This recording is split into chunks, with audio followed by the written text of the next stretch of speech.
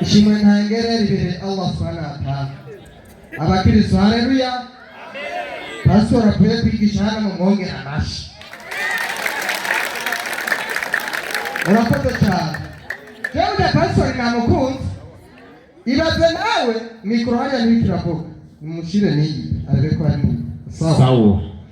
Ibaze nawe pastor atubwiye ati Muhammad yarapfuye. Yesu nawe ataja hehe. Ariko pastor nawe apfuye asanga Muhammad hehe. Akurikirana. Wewe sawa. Kuri ubwo rero reka tubagare iyi minota 15 inshallah ipanye n'umwanya dufite. Ego tuzitanga kare mpaka kielewe inshallah tuzitanga kare mpaka kielewe. Mwani ari minota 15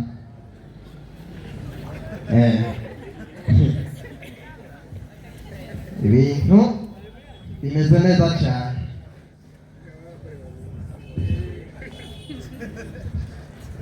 Mugabo w'abagore babiri uyi ere mumubona mwasigaje babiri n'ukuri gaje babiri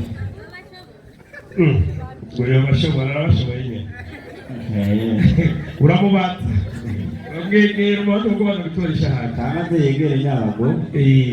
Sawa, reka tubone dushimire rero uhoraho Imana ugira byose Allah uyatugize abasilamu akaba duhora gashokeza tuvugira ku butumwa kweli. Kuri ubwo rero jewe sintema oya jewe nisabiye umurongo Imana ivuga iti umukristo azoja mw'ijuru.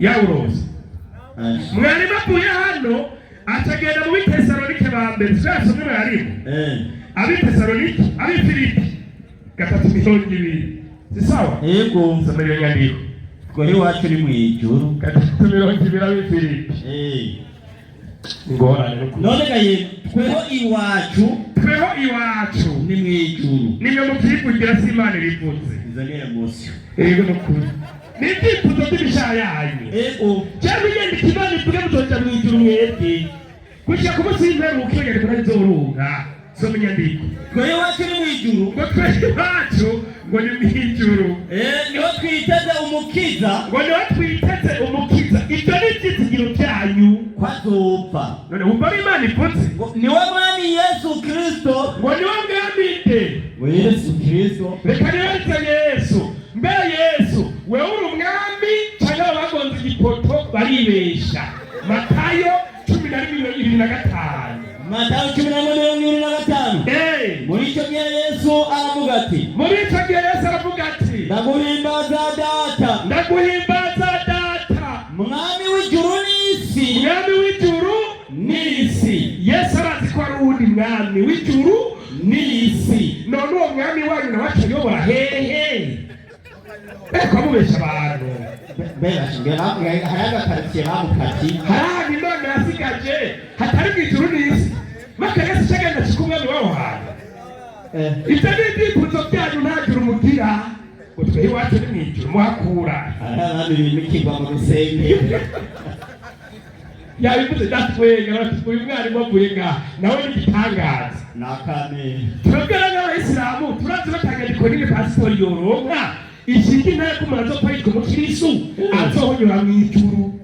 Iyo nyandiko gusa ijuru ndetse n'inzoto ntayiri muri Bibiliya yakeneye kuyihiga muri Korani. Rindira ataja mu Galatiya yagiye Galatiya 3:25 3:25 ari Galatiya.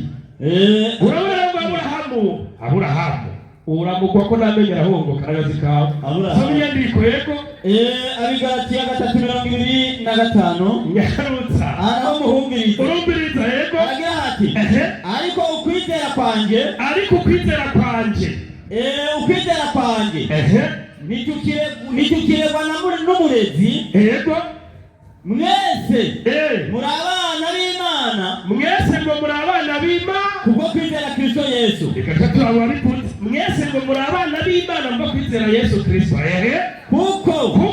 kuko mwese ababatirijwe kuba abakristo bambaye Kristo Kristo ngo bambaye nde Kristo nibakura amakanzu n'amakoti n'impuzu n'ipantaro niba mwambaye Kristo wo kwambara umuntu ntibashobora kuba umuyahudi ngo ntashobora kuba umuyahudi cyangwa umugiriki cyangwa umugiriki ntashobora kuba umugurano cyangwa uwidegenza ntiyashobora kuba umugabo cyangwa umugore kuko mwese muri umwe muri Kristo Yesu muri umwe muri Kristo Yesu kuko muri abakristo kuko muri abakristo ngo muri urubyaro rwa Aburahamu kubera ngo muri abakristo ngo muri urubyaro rwa Aburahamu ikanabahanure aho yerekana umurongo wa mbere umurongo wa mbere inyandiko irabwira iti yemwe bagalatiya b'ibijuju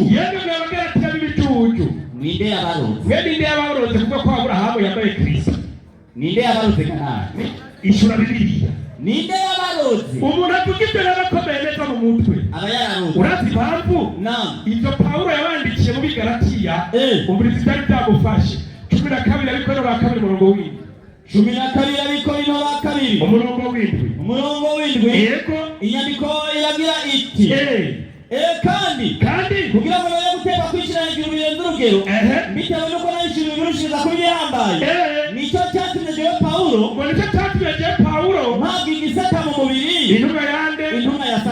intumwa ya Satani yabigishije ko Aburahamu yambaye Kristo iyo ni intumwa ya Satani ariko Imana yagira byose kugira ngo iki Qur'ani 3:37 fanye haraka Qur'ani 3:37 neza cyane inasema hivi Bismillahirrahmanirrahim neza Aburahamu Ibrahimu rero ntiyigeze akurikira idini ry'Ubuyahudi Aburahamu ntiyigeze akurikira idini ry'Ubuyahudi cyane ry'ubukirisu ariko yasenga yemera Imana imwe rudende Allah rindira Allah cyadwari itegeko muri Qur'ani kandi umurongo wa mbere ati ni murongore bo mukunda mu bagore babiri batatu cyaye bane Aburahamu ko yari shehe acashira mu ngiro itanguriro 16 tugende usome uhere umurongo wa mbere yarongoye Sara yongera wa kabiri ari wende Hagari yongera wa gatatu gatanu rimwe akwitwa gatatu yitwa nde Ketura abarongoye bangahe batatu ko yambaye Kristo nihe abakristo mwandikiwe kurongora umugore arenze umwe nihe niba umukristo bitaba cyane byanditse Aburahamu yari shehe ndone ikumbi y'irisuha sawa kubera iki mwarimu Aburahamu ntiyigeze aba umukristo kubera umukristo umurizi icyo Yesu yamuvuze ko 2:4 Matayo 2:4 Matayo yego kandi iyo bisi itagerurwa yorokotse umuntu n'umwe ugera uko mbona n'imisi yageruwe niba mwana yorokotse n'umuntu n'umwe iyo bisi itagerurwa yorokotse umuntu n'umwe nta n'umwe yopegwa muri mwebwe muvuga muvuga umukristo ariko kubw'abatoranijwe iyo bisi izogerurwa icyo gihe yagiye umuntu ababwira ati Kristo ari hano nk'ubu tugiye ngo ari nga Kristo nta n'isoni kuri cyangwa atari hariya yego nimuze mubyemere ibyo Yesu yarabivuze reka kuba namusiramu yo mukristo kuko Yesu yavuze ati niba babwira ngo barajya mu rushengero iwanyu tuze tubyemere kuko hazokwaduka bigira Kristo ngo bambaye singa umwe babiri batatu abo bambaye Kristo kuvuga Yesu abani byaduka birambitse Kristo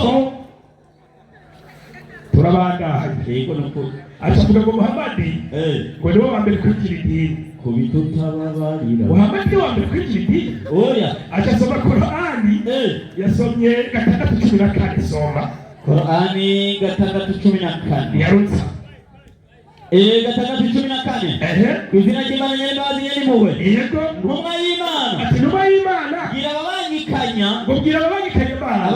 Imana uti mbega yemwe bishoboka gute ko nogira ikitari Imana Allah umuhagarikizi n'ubutabazi wanjye yego kandi ariyo rutanguza ndemo yaremye amajuru n'isi Imana ngo yaremye amajuru n'isi n'ibiri muri byo yego ibyo bikeneye ko mu kubaho kwabyo yego ntumwa y'Imana babwira uti jewe mu by'ukuri nategetswe jewe Muhamadi ko noba uwa mbere mubo narungitsweko. Nibyo Muhamadi yabaye uwa mbere y'iki dini, mubo yarungitsweko. Nukuri wavuze ukuri, mubo narungitsweko. Dindira none ngo wabaye umusiramu wa mbere mu Kanyosha hano bisigura ngo niwe musiramu wa mbere kwisi. Ubuyisilamu rero inkomoko yabwo ni he kugira ngo nurya niyagaruka yigisha ibyazi 30 Qur'ani 30 inasema hivi ngarusanga ari mwanya ni muto nageze mwalimu hagira ati numa y'Imana tumbera Imana Allah uheze ushishikare wewe hamwe n'abagukurikiye mu kubahiriza idini ry'Ubwisilamu rishingiye ku kwemera Imana imwe rudende Allah.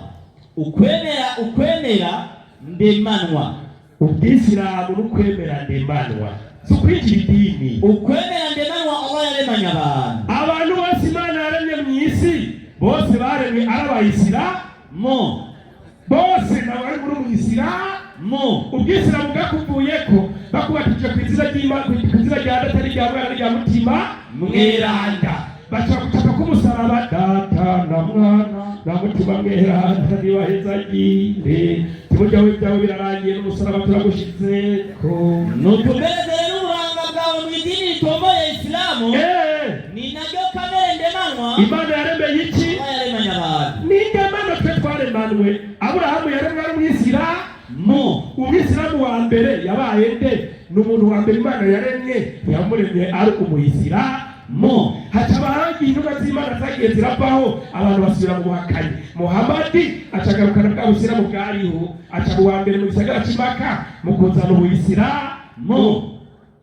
Acaragenda mwarimu byashiwe Yohana cyangwa umujanja urabona ko Kristo wese ututuba turi mu ijuru acaze byashiwe Yohana 7 ahera 9 acarasimba aca 13. Iyo ikigiriti hanyuma y'ibyo ishengero ryinshi atawushobora kubiharura. Abasilamu batatu muze hano bo mu mahanga yose haza abasilamu batatu bagaruke hano imiryango yose n'amoko yose n'indimi zose bahagaze imbere y'iyo ntebe. Bifata ko gaje mpagaze hari intebe y'Imana gira umuzingi mu nzunguruka ha n'imbere y'iyo ntebe n'imbere y'umwana w'intama hagarara hajya bambaye imvune zera. Urabino bambaye imvune n'ikanzu bari bambaye ikanzu bari n'amashami y'ibigazi mu ntoki basemerera n'ijwi rirenga batagakiza nako Imana yacu ibyagiye kuri iryo ntebe. Genzawe kirasimba acaja kuri 13 udabira umucaca yabwiwe genda 11 abamarayika bose bari bahagaze bakikije ino ntebe. Jewe bahagaze ni intebe Imana yicaye ku mugabo mu rushengero bayicara bakikije n'abakuru na bya binyabugingo bagira gute bikubita hasi bubamye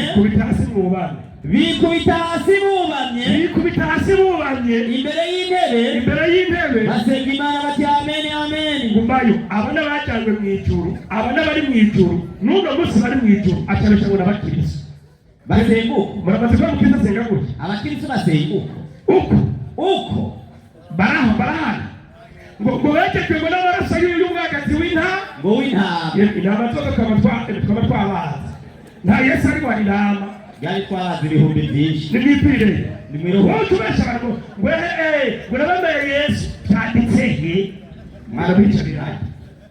Aba bana abasilamu bari mu ijuru ugiye gusoma muri Korani 5 amaherezo abamarayika mu ijuru baca bazunguruka mu nzu bita Baitul Mamuru niho basengera baba ari bangahe mwarimu?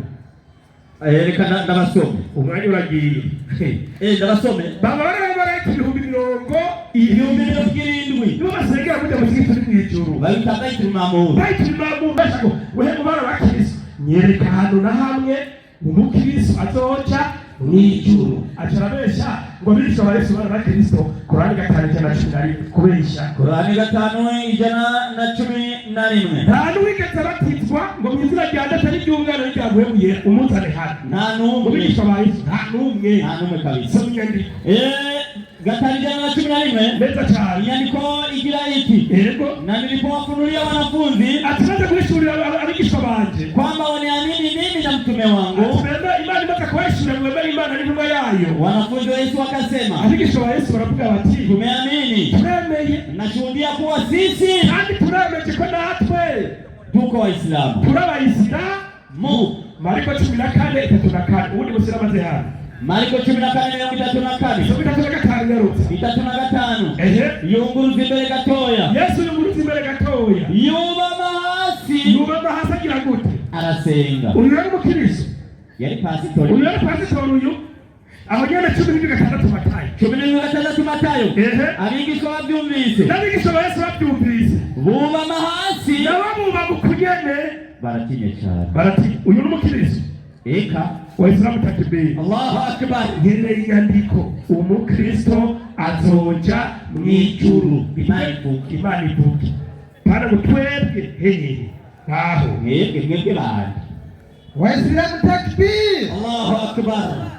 Nibarekane n'ibyo byifuzo ngo twebwe batuzanire abakristo bazoja mw'ijuru. Akantu karyoshe ngo Yesu yari umwami, mu nyuma ngo ni umwagazi w'intama. Mwamagaze ko twarazanye nyinshi kwera yiti umwami yitwa akaba umwagazi w'intama. uyu mwami nawe ni ikibazo. Abasilamu dukunda intama. nuko rero inyandiko zirumvikana kandi mwese nuko muratahura. yego n'ukuri. Yesu akubwira ngo amenyeshe kubama no guhenereza. Mwari mukaribu urabe cyambabaje iby'ijuru mpaka bakavye mu minota 15. No. Wakristo, haleluya. Amen.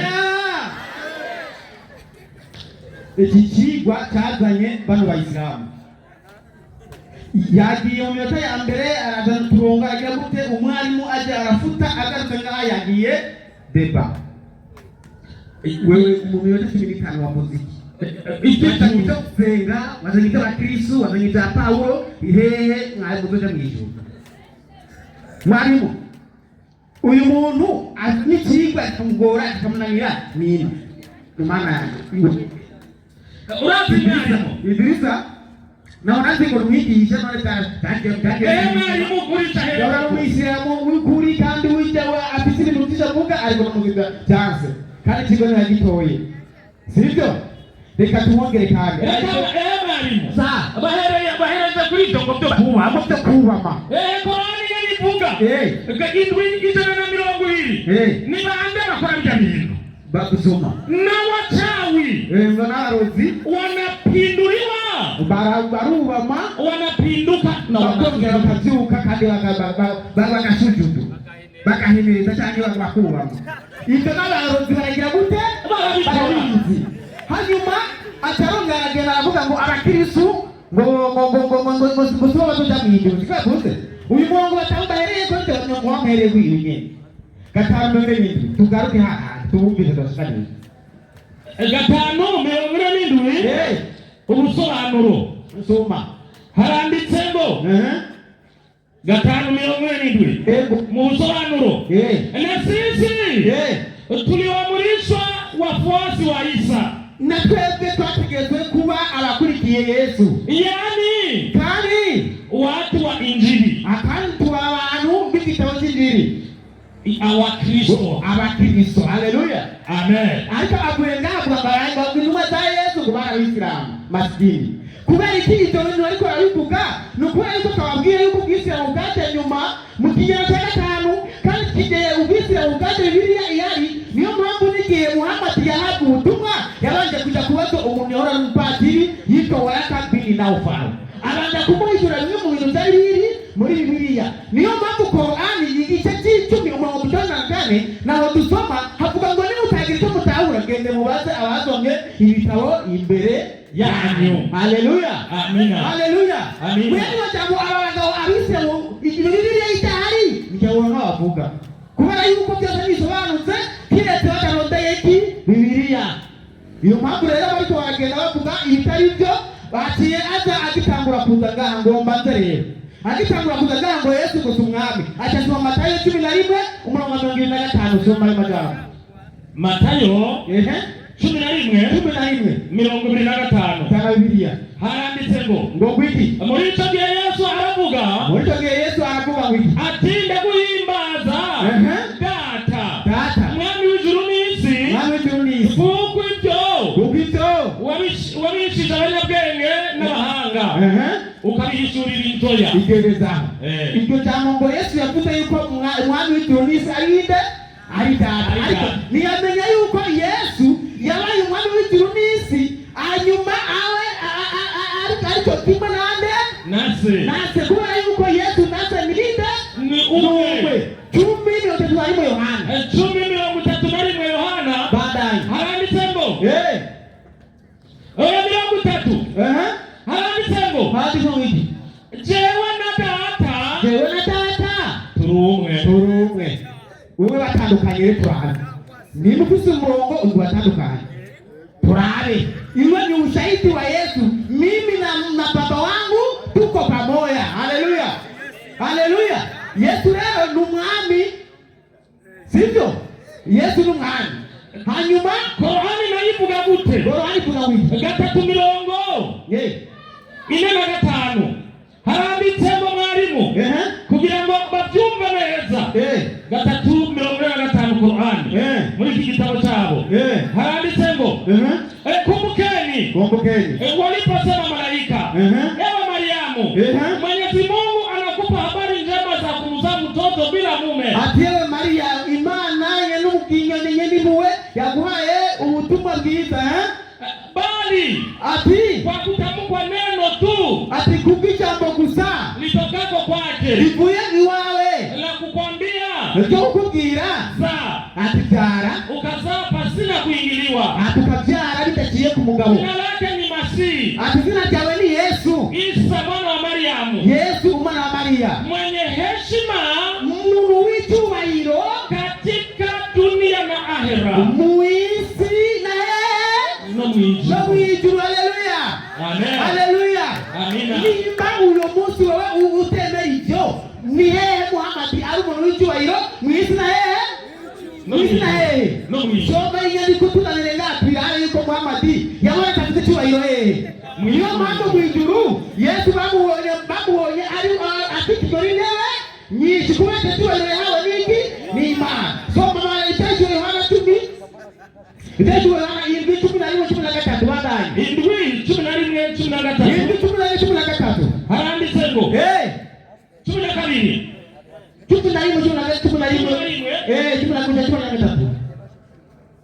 11 abamarayika bose bari bahagaze bakikije ino ntebe kumviriza bakikije n'abakuru na byari nyabugingo bikubita hasi bubamye imbere y'intebe basenga Imana ati amen. umugisha no guhimbaza n'ubwenge n'ishimwe n'icyubahiro n'ububasha n'ubushobozi ni iby'Imana yacu ibihe bitazoshira. Ni iby'Imana yacu ibihe bitazoshira. Umwe muri babakuru arabaza ati aba bambaye imvune zera ni bande? Kandi bavuye hehe? Ndamwishyura nti mugenzi ni wowe ubimenya. Arambwira ati aba n'abavuye muri wa mubabaro mwinshi kandi bamesuye imvune zabo basezesha amaraso ya wa mwagazi. Nicyo gituma baba imbere y'intebe y'Imana. Mwijuru. Abo bamasuye imvune zabo amaraso ya wa mwagazi n'abari mwijuru. Babo bavuye hehe? Mwisi. Babo baje hehe? Mwijuru. Kandi mwijuru hari yonde? Imana Yesu. N'abamarayika. Tubagaruke ku kigo rero. Nitugaruke mu kigo. Haleluya. Amina. Haleluya. Aba batangagiye kubera ibintu twababwiye banaza kubyumva. Bagiye barasoma Korani batasimbira muri Korani y'ikirundi. Korani 16:14 soma mu Kiswahili. Korani 16:14 soma mu Kiswahili. 16:14 bakapera muri Kirundi. Imana baheruka kuzana mu 2020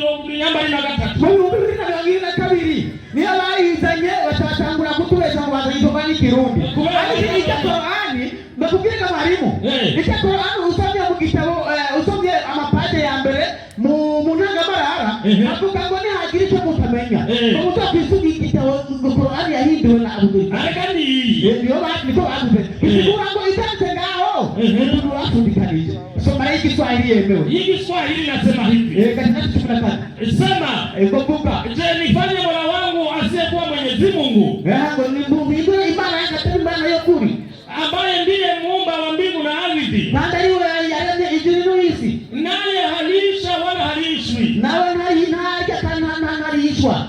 Sema. Vuka. Hakika mimi Muhammadi. Ati mvyukuri cha Muhammadi. Nimeamrishwa niwe wa kwanza katika wenye kusilimu. Haleluya. Ni ndio wito Muhammad yakemeta wewe Idriso wabuze.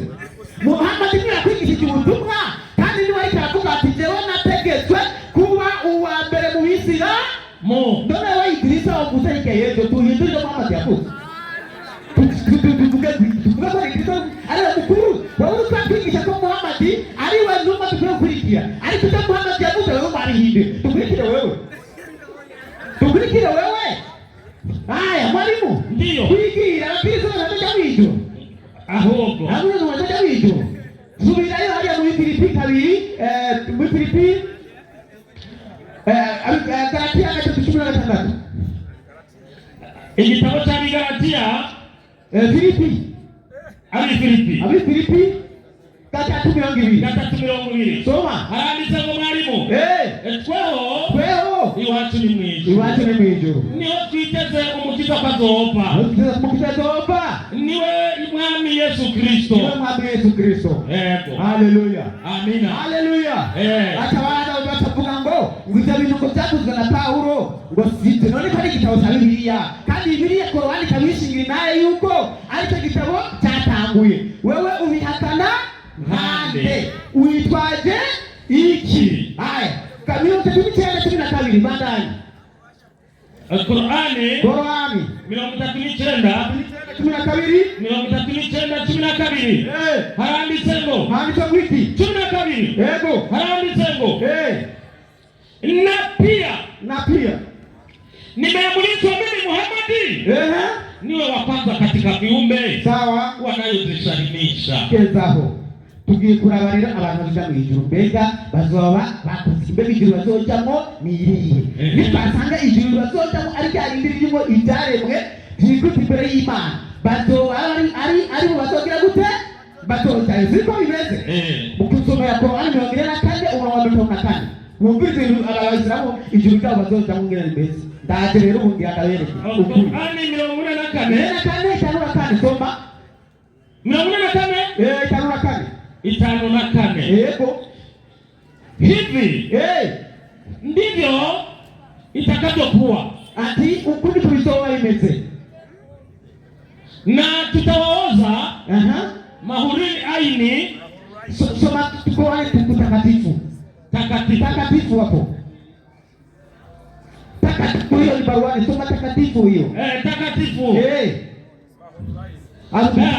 wanawake wa peponi huko ati wanagora mwijuru hariya humo watataka na wapate kila aina ya matunda ati hariya tuzoronka ivyamwa bitandukanye na wakewe n'abagore kwa amani kuba mahoro humo hawataonja mauti ila mauti. Hao ni wazohonja kurupfu Imana yabichuwa hiyo. Ariko cyo cyakubwira ngaha mwijuru cy'abantu ngo bazoronka icyamwa kandi bongera barongera bati n'abagore bazo bakuziki mwijuru. Akon cyo bije mu byabo cyo bazokora.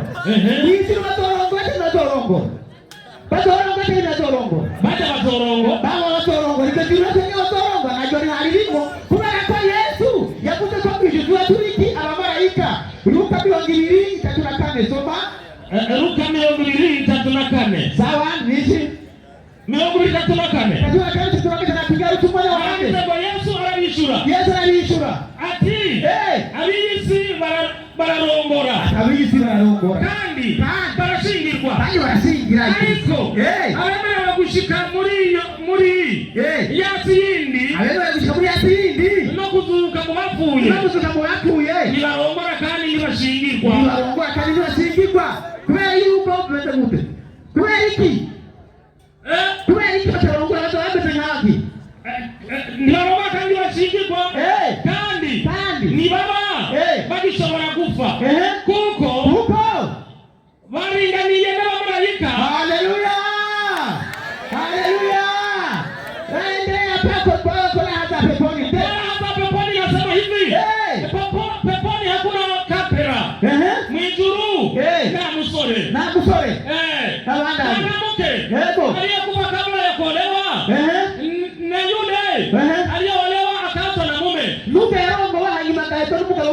wote hao Mwenyezi Mungu Subhanahu wa Ta'ala atawaozesha waume mwanaume mmoja umugabo umwe atapewa wanawake 72. ngo azohabwa abagore 72. Icyo gihe abantu bakutwizamo icyo yavuze ibintu bireyo bitako ubwo bari mu maraya icyo rero tweke ndimo hatamukira ngo barisha ijuru ririmo Imana n'umwagazi wayo yisho ku bwacu oya abantu sibindi byo cyangwa cyanamo ariko twabwa tuti botere ya mari kandi rero bitabo mwari bivuga ngo uwatora umuntu wo hasi umushahe we wazorongangira nk'amajana 5. Haleluya amen. Haya habari ndio hiyo. Urakoze mwigisha. Reka dushimira abakenyezi bari hano. Abakenyezi bemera ko bazorongorwa kugira kuri 5 ni bangahe? Bose bemera ijuru kubera nkawe wemera arikwa. Reka dushimire mwarimu wacu Mwenyekiti hamwe n'ize mwarimu, umwanya wawe uracyariho. Reka duhamagare umwigisha wacu mu minota 3 yibariza akabazo. Nta mukristo azemera guharikwa kuko no mu ijuru atabyo kurongorana biriya. Ubaze umwanya wa minota 3. Murakoze. Kumahoro y'Imana bane namwe. Ikigwa kiratomoye ntihagire umuntu yibaza ko ari ngorane n'ibyanditswe no kunyine bimeze. Ni sawa. Urumva abayisilamu bene wacu bagize ikibazo cyo kubuhisha inzi bisatu bafashe kuko nabo batwagiriza ngo natwe twahuje inzira nabo ne baje ngaha baravuga siko bimeze. Rero kadufashanye hanyuma umuntu wese yumve umunsi w'umuhero ugiye kuza, umuntu wese azofata inzira yiwe. Mugo ikiza nuko twokwitegura hakiri kare kugira umunsi w'umuhero udusange umuntu ari mu nzira nziza. Hanyuma ikibazo ngiye kubaza mu majambo umuyisilamu yagumye agaruka ko hano bagumye bagaruka ku majambo avuga ngo Aburahamu ngo abantu bose bakera ngo bari abayisilamu. Twese amatubabwira nimba hari ibinyoma biri ku isi bibaho, nimba hari ibinyoma bihari ku isi ni ukuvuga yuko abantu bake ari ubuyisilamu bwabayeho imbere ya Muhammad. Rero cyangwa mamaze ikibazo 206 maelezo muze kunyishura mwitonze. Ubu rero tugiye mu bibazo n'inyishu hakora ubwenge. Maelezo wahabonye 206 wahabonye maelezo tusome 202. Wakafuata aya ziliyofutwa. Katika aya ziliyofutwa kuna ulevi. 206 ndio. Naho nyene Waislamu walikuwa wakati wengine wakimwambia mtume. Alikuwa soma 206 maelezo.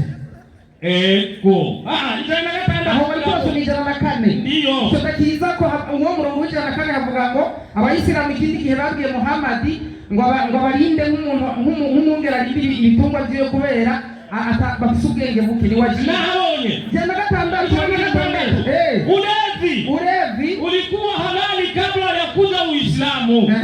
Kisha ukaharimishwa nyakati za sala. Basi umbiliza ngoma mazungu alimule leo yembe. Ulevi ulikuwa halali kabla ya kuja Uislamu. Umwarimu yatubwiye ngo ubuyisilamu bwazananye na Adamu. Umurongo nawo muri Qur'ani 206 tuvuga ngo akaboregwe kari kahari imbere y'ukuza Uislamu. Umuyisilamu nawe yavuze ngo ubuyisilamu bwazananye na Muhammad. Abo baboregwa bande na Adamu. Abo baboregwa imbere ya Adamu bandi bande. Kuko Adamu niwe muntu wa mbere yabaye ku isi. Siko bimeze? Abo bantu baboregwa imbere ya Adamu bari bande ko bavuze ko Ubuisilamu bwazananye na Adamu, kandi igitabo kivuze yuko imbere ya Adamu imbere y'Ubuisilamu hari abantu baboregwa. Ukabura abantu bari imbere ya Adamu, ukimenya ko Ubuisilamu butigeze buzanana na Adamu. Icyo ni kibazo cy'ubwenge, ukaza ngaha guta umwanya ndagaruka. Ikibazo cyumvikana. Umuntu atari umunyabwenge ntiyacyumvise. Akaboregwe kari imbere y'ukuza k'Ubuisilamu. Umwarimu nawe yavuze ngo Ubuisilamu bwazananye na Adamu. None nyuma Ubuisilamu bwazananye na Adamu, ni bande baboregwa imbere ya Adamu? Yari Imana n'abamarayika. Murakoze. Haleluya Bakristo. Haleluya Bakristo. Amen. Wasilamu takbir. Kimya. Mwarimu batanguye kubazanira babaza no ku rwego rw'igihugu abari batishura ikibazo mwenye nditi haguruka mutangure kurabana mumwigisha. Assalamu alaikum wa rahmatullahi wa barakatuh. Ibintu bimeze neza kandi ibintu biragenda neza cyane. Ibyigwa byagenze neza ku mpande zose. Nyuma y'uko pastor basi twereke n'agapapuro basi watoye hariya ku mwavu kemeza ko abakristo bazoza mu ijuru ntako turabona. Ubu tugeze mu kibazo cy'urwago akaboreka. Nibaza cyumvikanye ikibazo cyiwe kiratahuritse. Nukuri kiratahuritse nk'uko yakibajije. Mwarimu Idrisa, karibu nawe umwishure ku minota 7. Iminota 7 uza kugaruka ni waza kugaruka kuvuga ko yishuwe iminota 5. Karibu. Kijya murongo uboneka. Bacha banyambika umusaraba uva ngaha no muri piyire. Dokura. Naam. Assalamu alaikum wa rahmatullahi wa barakatuh. Wa alaikum salam wa rahmatullahi wa barakatuh. Wari bavuye hano je rangiye ikintu kimwe. Yaraga kuma muri Bibiliya. Ibara ryaguye. Ego nta murongo n'umwe uriyo uvuga kuzoca mu ijuru. Reka rero mbaze ikibazo nisuze Qur'ani. Ni sawa? Bikamaze naguhebuze. Qur'ani 2:214. Qur'ani 2:214. Soma Qur'ani nakubwiye usome. Okay. Kugira tunyarutse. 2:214. Yego. Baje kwikinga koraho andinde Satani yavume. Izina ry'Imana nyir'imbabazi nyanemowe. Yego. Mbega.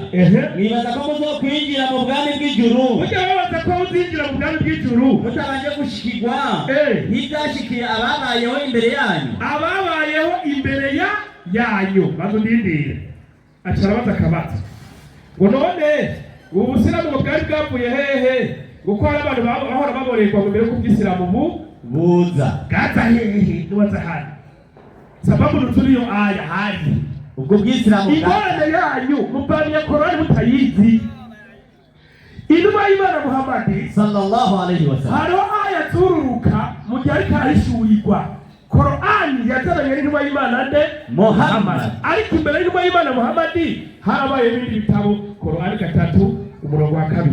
Qur'ani 3 aya ya 2. Iyo ngorane wagize aya ya 2 ubumenyi buke somenya ndiko kwizina ry'Imana nyir'imbabazi nyir'impuhwe. Yego. Iyi nayo nayumvirize neza. Iramubwira iki? Yego. Aya ya 2. Allah nta yindi mana yari ikwiye gusemwa by'ukuri kiretse we. Nta yindi mana yari ikwiye gusemwa by'ukuri kiretse Allah. Uhoraho hagarika izuba byose mu bihe byose. Yego. Yakumanuriye igitabo mu kuri. Wa Muhammad Imana yakumanuriye igitabo mu kuri. Cyemeza ibyagitanguriye. Cyemeza ibitabo byagitanguriye. Kandi ni nawe yamanuye Taurati kuri Musa. Amabwirizwa y'Imana yahawe Mose yari mu gitabo cy'ibyagezwe cya Mose. N'ikiri kuri Isa. N'ikiri kuri Isa. Ariwe Yesu mwene Bimana. Bazundindire mwe nagire mu Kristo. Babise Matayo, Luka na Yohana. Na Mariko. Ariko injili ya Yesu barataye. Iyo bayiriye umukasi. Uwo bagiye kutuhereza Taurati ya Musa y'ibyagezwe bya Mose ntibagira. Bafise kumbukumbu gusubira mu byagezwe. Aba bakosoye n'Imana.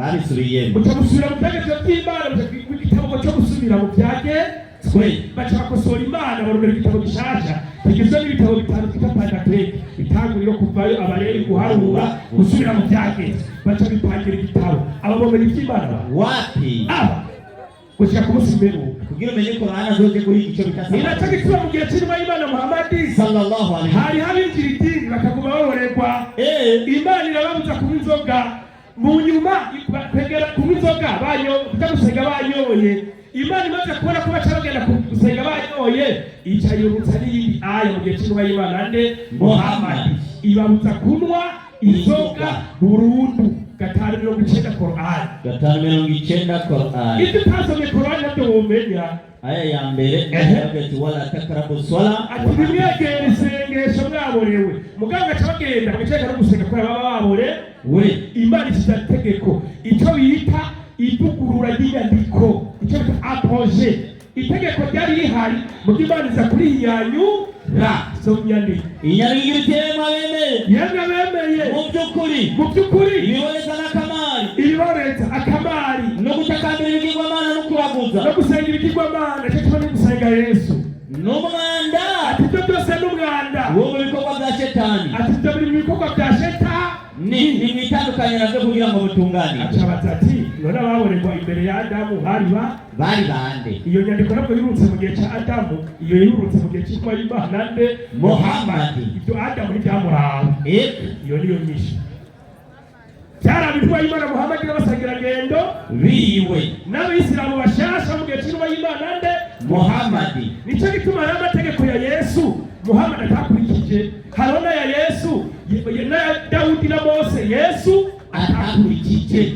buri ntumwa yose yagira ikiringo cyayo kandi buri ntumwa yose yari ifite idini iriye niho hari ikibazo Qur'ani 2:130 fanya haraka Qur'ani 2:130 yego inyandiko iragira iti igira ngo iki ninde kwitandukanya n'imigenzo y'idini ya Ibrahimu ngo ninde kwitandukanya n'idini ya Aburahamu kire tuwigize ikijuju cyatse muhigira ikijuju usatumva mu by'ukuri Ibrahimu twaramutoranije kubimboneza ku isi no ku munsi w'imperuka Aburahamu twaramutoranije kubimboneza ku munsi w'imperuka azoba mu ntungane azoba yibereye mu ntungane niwe yamubwira ati Ibrahimu niwicishe bugufi babwira Aburahamu ati niwicishe bugufi Ibrahimu avuga ati nicishe bugufi imbere y'umuremyi w'ibirema byose maze Ibrahimu aragabana b'Ubuislamu Ibrahimu yaraza abana b'Ubuislamu Yakobo nawe aburaga yuko nyene ati bandorindiriye Yakobo yari shehe nimba wabeza ko Yakobo yari umukirisu itanguriro 35:2 wasome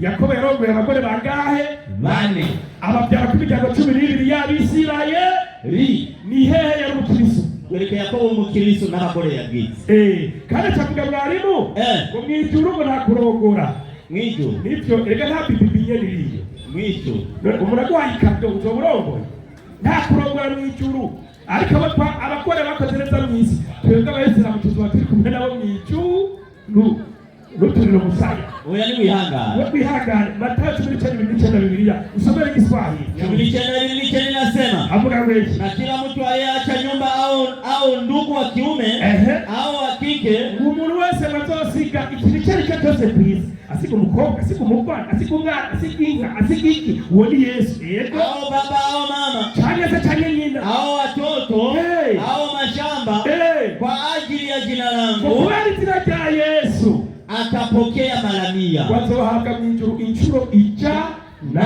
none ubarusha umugore muzogira bangahe ijana iyo ni Yesu Salomo arafise 1000 azogira bangahe yazi 1000 ibyo gende baze Yesu dikubera kimeze uko azogira umuriyoni urenga ko cyane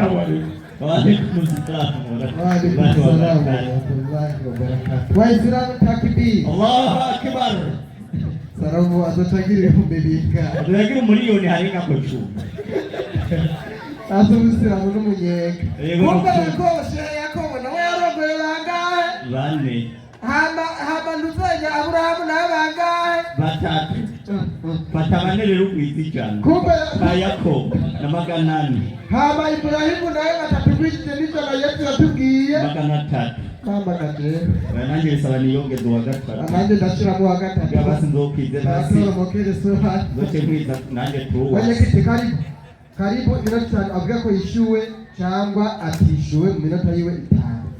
ndetse natahuye. Haleluya. Haleluya Kristo. Amen. Yamwishuye ntiyamwishuye. Reka tubireke mwenye kiti ntabwo agira ikibazo. Mwarimu haguruka. Namubwiye ati ikibazo abajije no mwigisha si cy'ubwana. Haze ngaho umukuru w'abisiramu mukuru w'igihugu ariko mwabonye ko byaza. Mwarimu shikiri Kwa Kristo. Haleluya. Amen. Mwabisiramu mwenda babwiye ya mihazara ya pumpumpu y'induru ntikibaho ubakora ubwenge n'abagira ikibazo cy'ubwenge.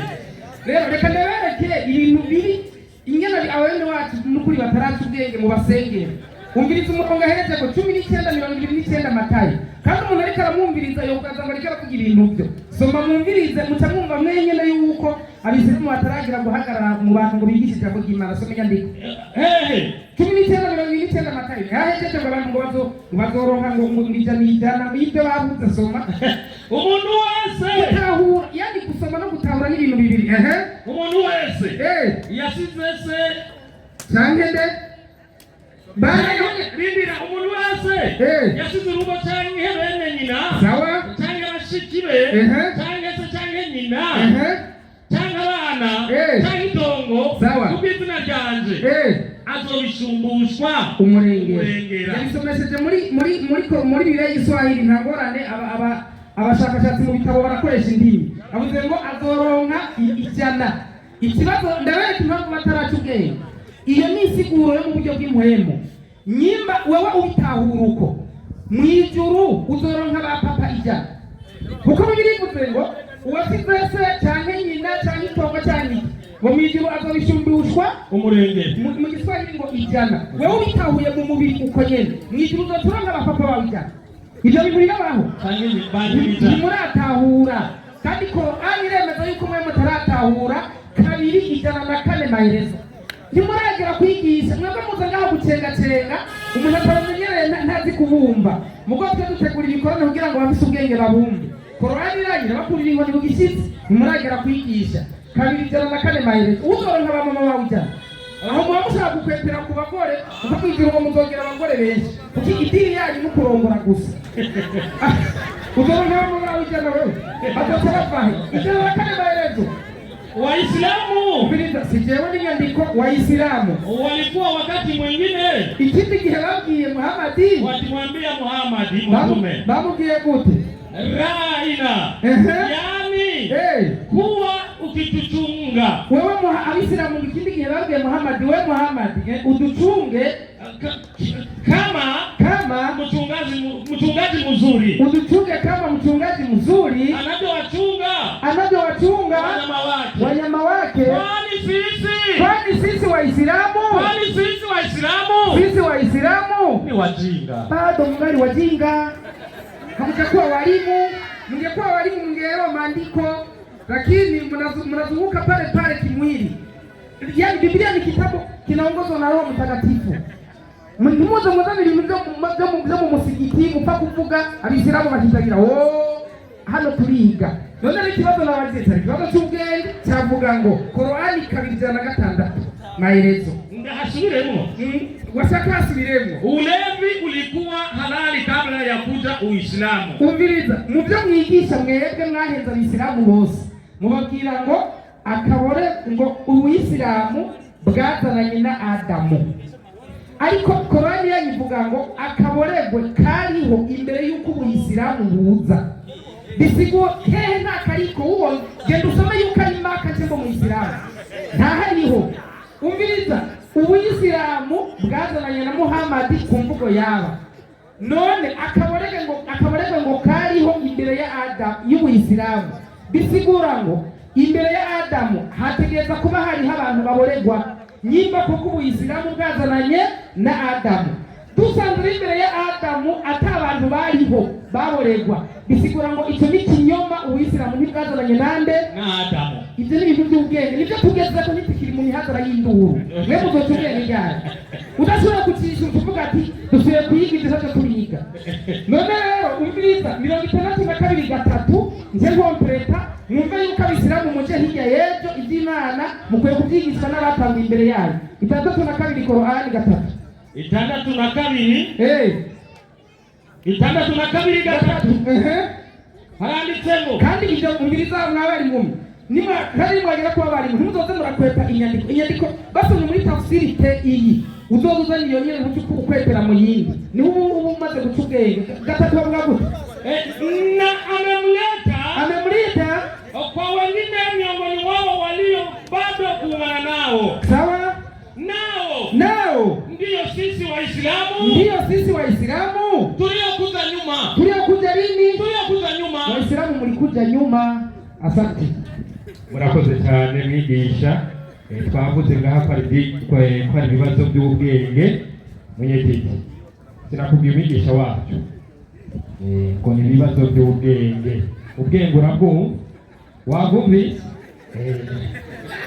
Na salamu alaikum wa rahmatullahi wa barakatuh. Ibibazo by'ubwenge atazi hari hehe Ngorane wari duhindura ibitabo ngoya ngo nitanditse hari hehe wasomye igiswahili asomye ikirundi ariko gamba ngo ni mwarimu Omar ngo mubaze iminota yanyu 3 hamuraza kugaruka iyindi minota 5 bwe ko wishyuwe cyangwa utishyuwe nyuma yuko mukristo azakuza kwishura mu minota 7. Karibu. Assalamu alaikum wa rahmatullahi wa barakatuh. Wa alaikum assalam wa rahmatullahi wa barakatuh. Alhamdulillah rabbil alamin. Thumma salatu wa salamu ala ashrafil anbiya'i wal mursalin Mustafa Muhammad sallallahu alaihi wa sallam. Imbere yuko mbaza akabazo arangirije kuri aya avuga ngo Muhammadi ngo abaswahaba bamubwiye ngo tuchunge kama ulivyo wachunga wanyama kwa sababu sisi wali wajinga.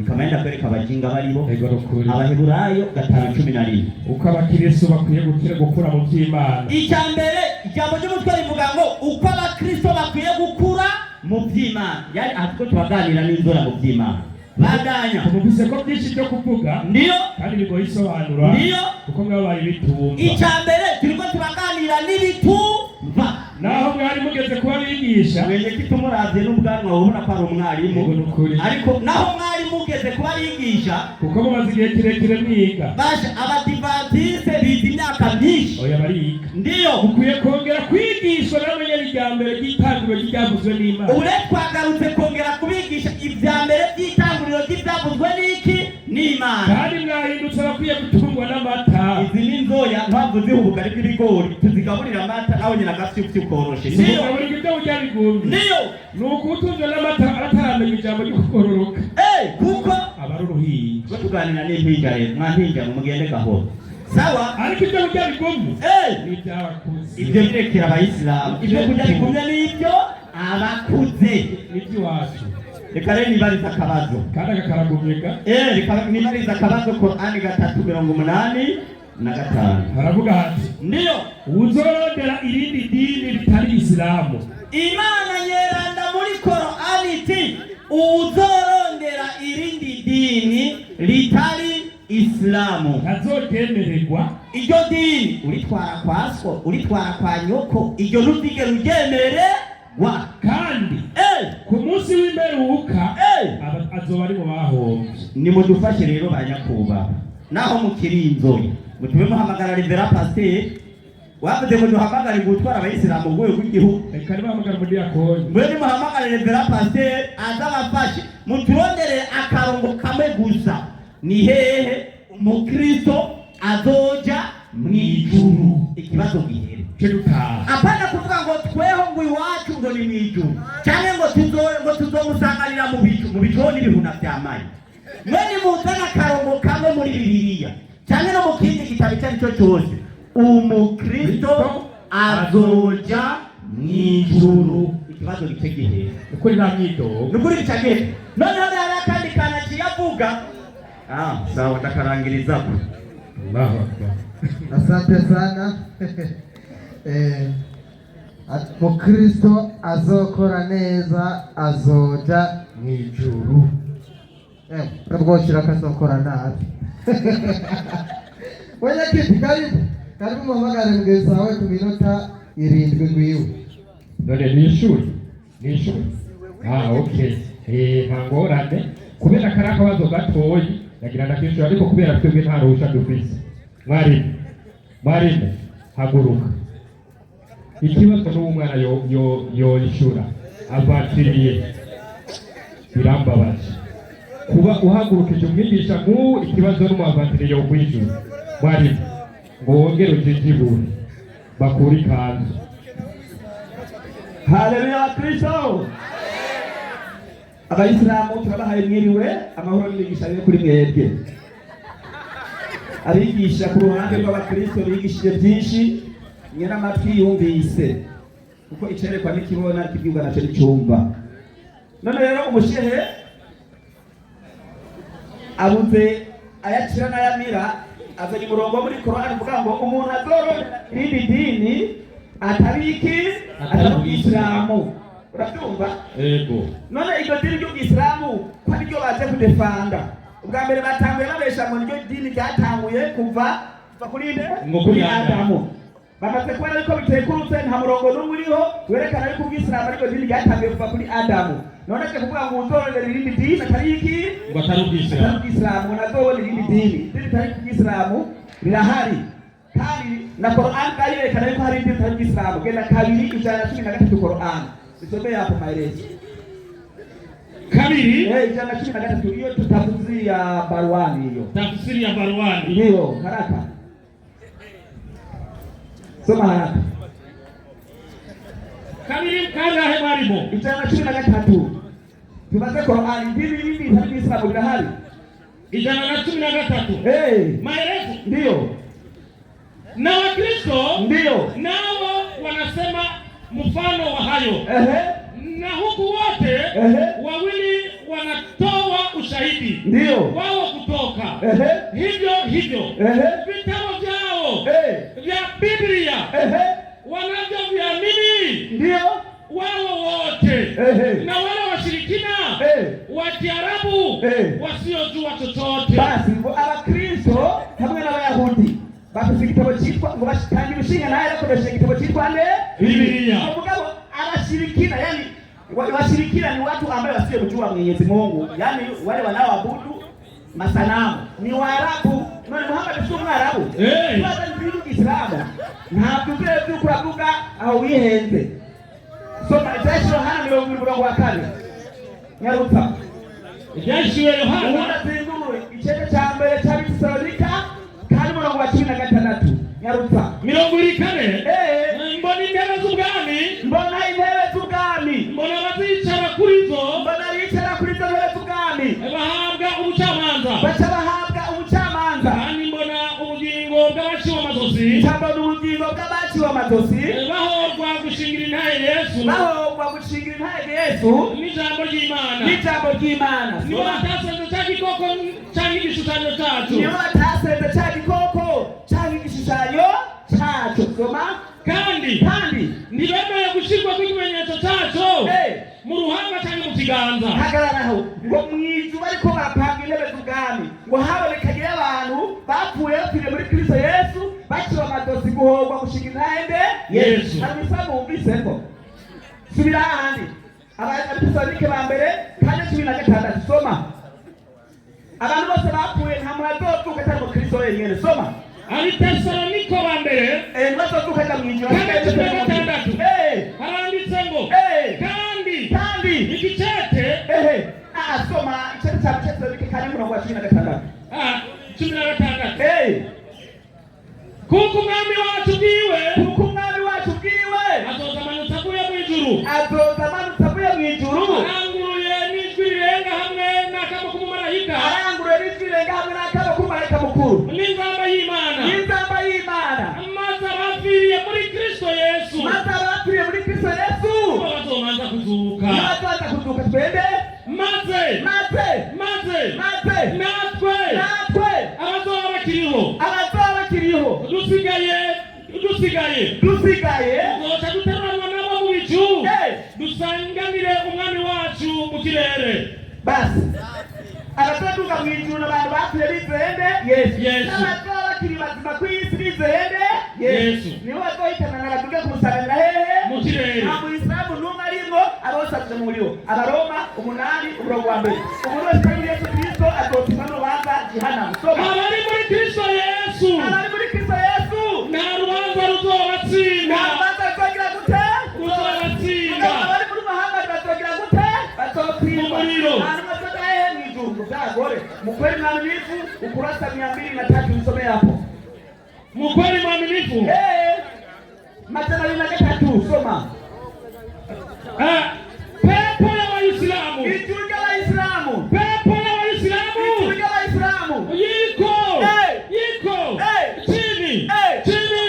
Ya miguu wa kina mama. Ngwitura Waislamu biteze. Ngo ribuhusi y'amaguru y'abandi y'ababyeyi y'abagore. Nta yindi mana bafise nta n'ibyo bafise. Ni ubucuruzi bwe gusa. Nta kuri bafise soma. Nisomeye aruwa Marijane ukurasa 1071 soma pale. Yaba Muhammadi yaba Arasubana watara bose tukahehe muliro. Huu ni zingura Qur'ani ya Mayunga. Nisomeye ukurasa 703. 500. Lakini kusoma. Aluru wa Marijani hiyo inasema hivi. Inasemaje? 221 inasema hivi. Hadithi ya bin Mariki. Ati ihuru ya hadithi Mariki. Kwa mtume Yesu amesema Muhammad yavuze ngo jehanamu itaendelea kusema kumusi umewe Gedomu tolana nyamaka ibugengo. Je, bega kuna nyongeza? Na kisika mpaka Allah Subhanahu wa Ta'ala. Kugeza hao Allah Subhanahu wa Ta'ala atakapoweka huma unayo wake. Na watu washirikirenge mu muliro wa Gedomu. Na hapo utasema Gedomu itochibuka ngo kati. Basi inatosha. Biramhagije. Na hapa ndahiye kwa nguvu yako kumushazi bwawe na zile sehemu zake nyingine na tani bilihimba byose by'umubiri bya Allah Subhanahu wa Ta'ala itakaribiana na kuwa pamoja. Izopegereza byose barino hehe mu muriro. Muhammad hehe mu muriro. Allah Subhanahu wa Ta'ala hehe mu muriro. Abayisilamu hehe mu muriro. Abakristo hehe mw'ijuru. Haleluya Wakristo. Amen. Imana hafi cyubahiro. Navuze ko ari umwigisha mumumpera yandi mashi. Mumuha yandi mashi. Nze ko mwabyumvise. Ngo munsi y'amaguru y'abantu hajya akantu karakomeye. Akantu gakomeye cyane wegete. Ngo abamama mwihangane. Waislamu takbir. Allahu Akbar. Wakristo haleluya. Kuongera machi pastor.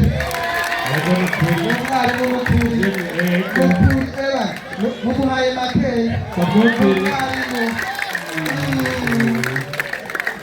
wewe bakubaze umurongo abakristo bazoza mutubwira no hata n'ibihuna byamayo abadasawubira bacayo sindabimara uburyohe ama yagezaho kubitutababarira nawe kubitutababarira sigara iminota 5.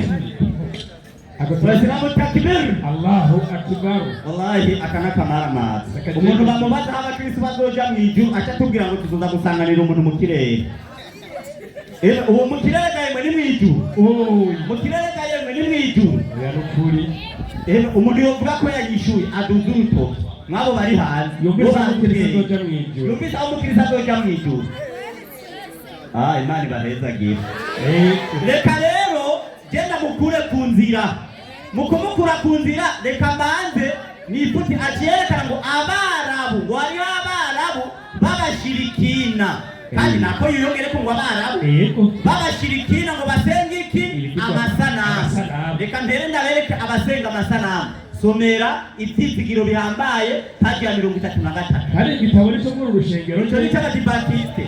Soma iyo ndakwereka abasenga amasanamu. Nicyo cyatumye Satani nicyo igituma cya Mukristo azigera yinjira mu ijuru. No kubera yuko Satani agabiriza kurwana intambara y'akamarampaka. Satani yaragabirije intambara yo kurwana n'akamarampaka ubutware bw'Imana kugira ngo ashinge ibendera ry'iwe mu ishengero rya Kristo. Kumbe Satani ishengero ry'iwe ibendera ry'iwe rishinze hehe? Aho mu rushengero rw'iwe. Nobekaye mahano hashinze ibendera abariyo boja mu ijuru. Oya nukuri kose. Bandanya ngaho munsi satani yinjiye bukebuke mw'ishengero. takibir none kare abantu baja mw'ishengero hari igihe Imana bojamwo oya nukuri bandanya manuka munsi kwiherezo rero abakristo benshi baretse urugero rw'amategeko y'idini ndiyo baraheza bagira amasezerano amwe hagati y'idini ya gikristo n'ubupagani. abapagani kare hari igihe Imana bojamwo oya abakristo bagize amasezerano hamwe n'idini ry'ubupagani bandanya abasenga ibishusho bishimagiza ngo barahindutse. umviriza rero babandi b'abashirikina basenga amashusho umviriza baribo bafatanya n'ishengero bifatikanije n'amashengero ariko ntibigeze babwirira imigenzo yo kubisenga. ndiyo mugabo ibyasengwa nibyo byahindutse. noneho ibi bishusho bya Yesu turakwambaza Mariya turagushima bya Mariya ndiyo n'abandi banyacubahiro bapfuye. aba nibo basenga imizimu kubera basenga abanyacubahiro bapfuye. udahumva ngo hantu ni mweranda udusabire kubera yagize gute yarapfuye. aba nibo basenga ibishushanyo. uyu mwambiro mubi wo gusenga amashusho uwo mwambiro rero mubi wo gusenga amashusho umaze kwinjira mw'ishengero ujya wuzuye ngaha wabandanije igikorwa cyawe cy'ubwononyi. kumbabona abononyi dusabire twebwe abononyi nguru n'umunsi tuzopfa. reka rero nakwereka ababononyi mbega bizogenda gute ndaheza inyigisho z'ibinyoma. izi nyigisho rero z'ikinyoma zo gusenga amashusho gushariza ibisengwa no kwizera iby'uburozi n'imigenzo yo gusenga ibishusho byigishwa mu kibanza cy'imigenzo y'idini takibir aho abakristo bafatanirije n'abasenga ibishusho. gezaho byumvikanye igituma ratagira Imana bojamwo babuze n'umurongo wo kunyishura aho umukristo azoja mw'ijuru ni ukubera iki 15 18 ariko rino bane kandi asanga bimeze bityo rero bimeze bityo mwabuze inyandiko yuko muzoja mw'ijuru. n'abasinziriye muri Kristo abantu mwese mwitwa ngo muri abakristo barayogeye. abantu bayogeye boja mw'ijuru cyane kandi asanga muri ubwo bugingo bwonyine twizigiriye Kristo kurusha abandi bantu bose kubabako. takibir acharaza ngasoma muri mkweli mwaminifu ngo pepo iko chini ya miguu ya kina mama. Sigurane zino hadithi mchara bivuga ngo aljana tahta qadama al-ummahat. ijuru ry'abana riri munsi y'ibirenge by'aba mama babo. nta mwana n'umwe yubahuka nyina wiwe. yisobanure pepo ndiyo iko chini ya miguu ya kina mama. ndiyo sawa ndiyo watabu za uzazi ngo kubera ingorane zo kwibaruka amalezi ya watoto no kurera abana basi wasifikiri kuwa Mwenyezi Mungu kawasahau. ngo nimuze mwiyumvire yuko Imana yaribagiye bali wanayo shasa yao nzuri ngo murafite ibihembo byanyu byiza cyane. hii ni ahadi kwa Mwenyezi Mungu juu ya wazazi kina mama. hii ni ahadi kwa wazazi kina mama. kutuwa nyoko niwo cha mwijuru muri Islam kiragenda kubwira mama wawe ngo wihe mu muriro. Salamu alaykum. Wa alaykum salamu wa rahmatullahi wa barakatuh. Waislamu takbir. Allahu akbar. Na mara. Kurya rero ngene ibintu byaryoshe tugira tubongere ndabaha gira ndabongere kubera bivanye n'umwanya. hari ikirori bariya batabye ikirori rero navuga ati nukuri mutwongere byaryoshe. tugira tubongere ubaza iminota 2 uwishyura yishyure 5 ugaruka kuvuga ko yishyuwe agaruke iminota 3 kabisa.